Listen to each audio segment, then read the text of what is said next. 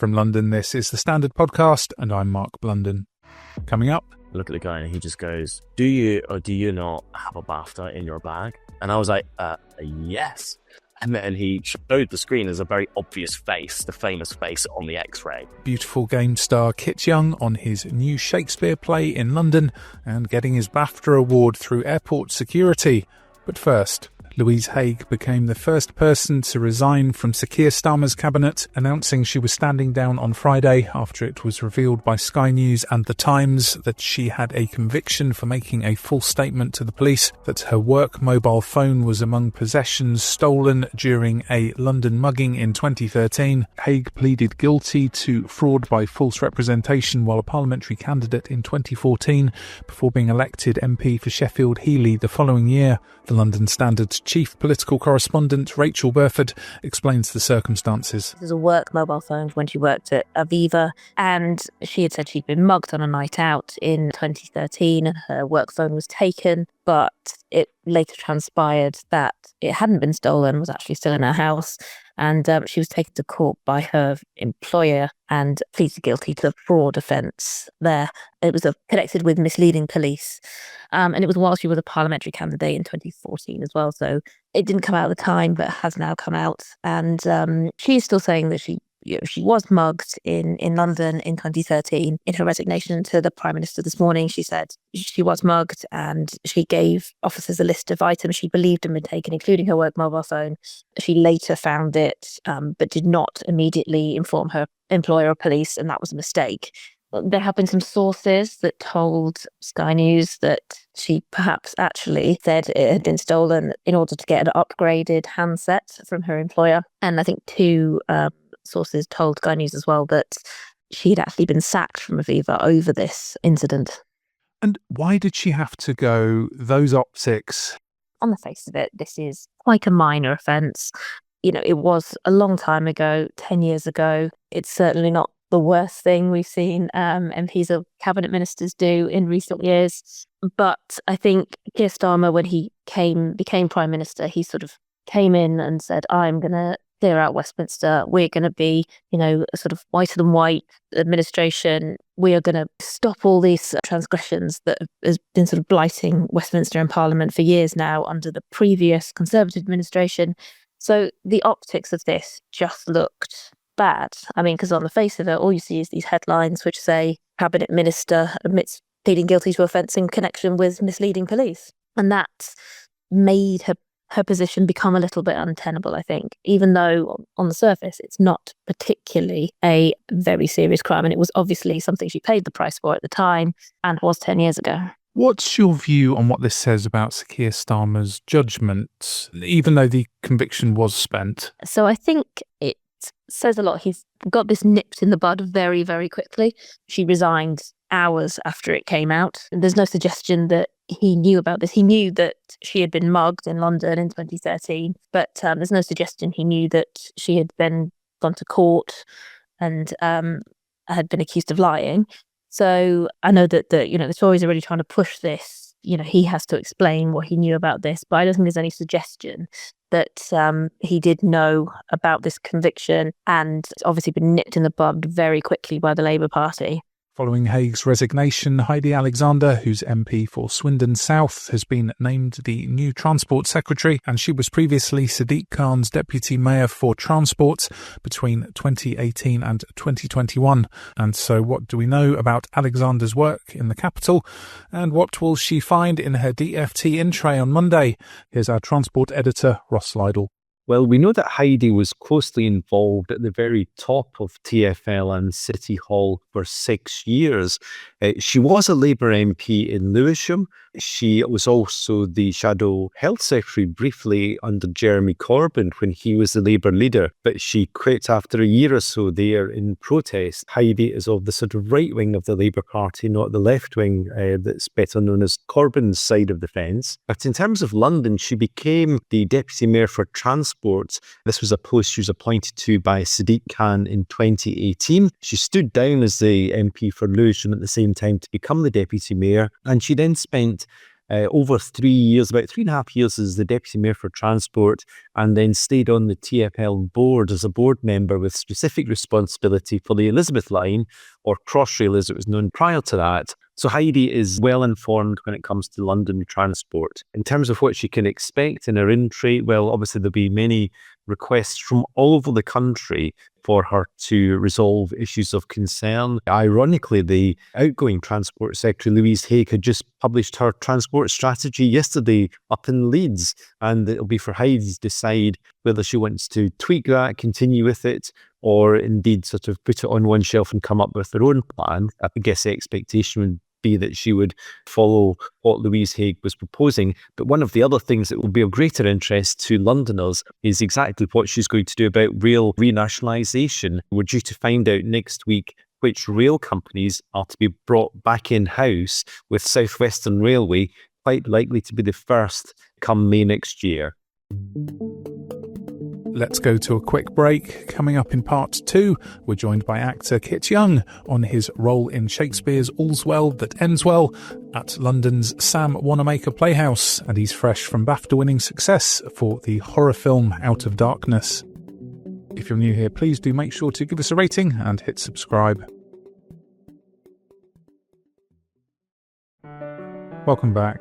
Now, actor Kit Young is riding the crest of a creative wave after recently starring alongside Bill Nighy in the sports drama The Beautiful Game and scooping a BAFTA for the horror thriller Out of Darkness. Now he's appearing in the role of Bertram in Shakespeare's All's Well That Ends Well at the Sam Wanamaker Playhouse at Shakespeare's Globe on the South Bank. He spoke with the Standard Podcast's Rachael Abbott. Can you tell us about this production? All's Well That Ends Well at the Sam Wanamaker Playhouse, which is London's only kind of candlelit theatre, which kind of gives it an extra bit of magic, really.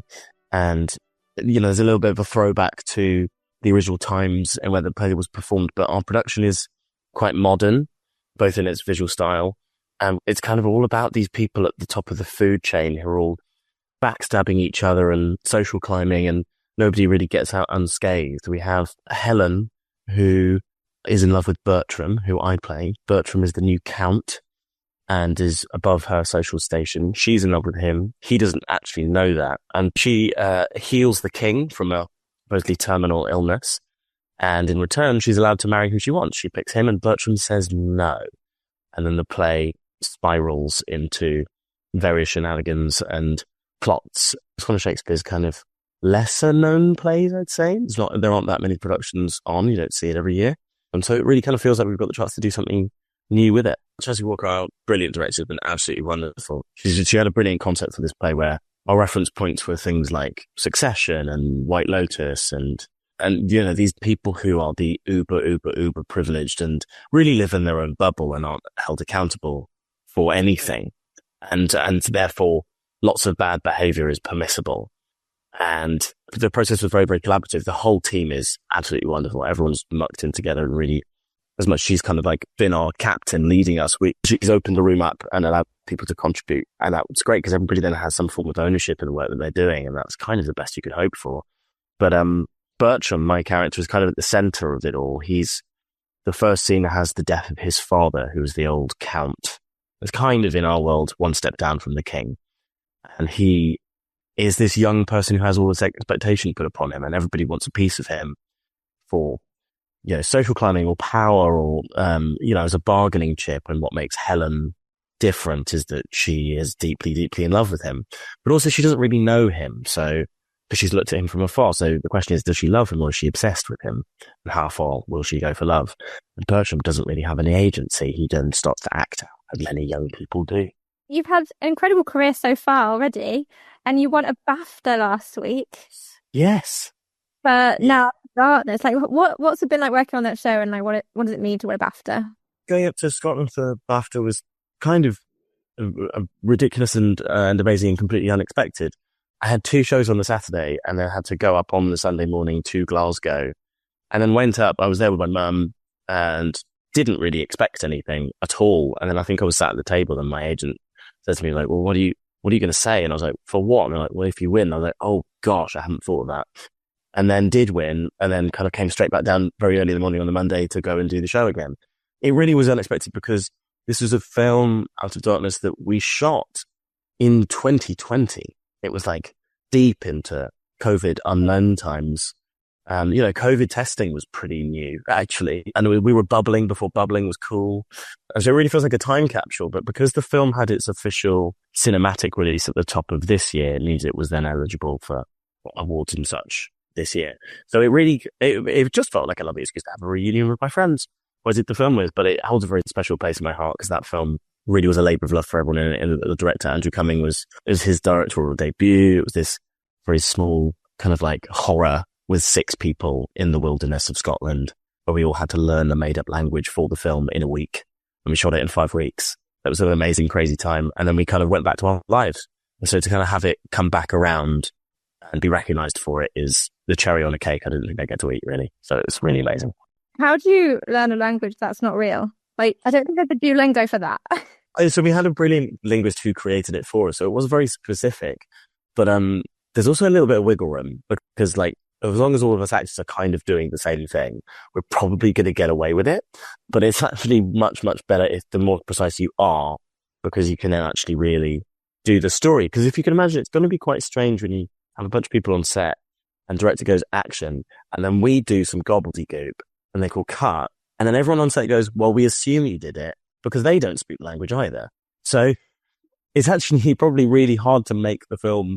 And there's just 6 people who are either really committing to it, which I think we all did, or confidently blagging. I actually don't really know how we pulled it off in such a short period of time. We had the script in English and then the language either side, so we could reference them. And we would change some bits here and there. But it's odd because it's also, I still know it a little bit, or at least I know the bits that were scripted. Where are you put your BAFTA? I mean, I don't even know where I put one. I mean, I'm not an actress. Currently, it's on my desk. It's also very fresh. I've had it for like a week. I had a funny thing happen at the airport on the way home. I was flying from Glasgow and I was going through security, and obviously it's a big, big metal thing. So it's obviously going to get bleeped by security. So my bag gets taken away and I come back and look at the guy and he just goes, do you or do you not have a BAFTA in your bag? And I was like, yes.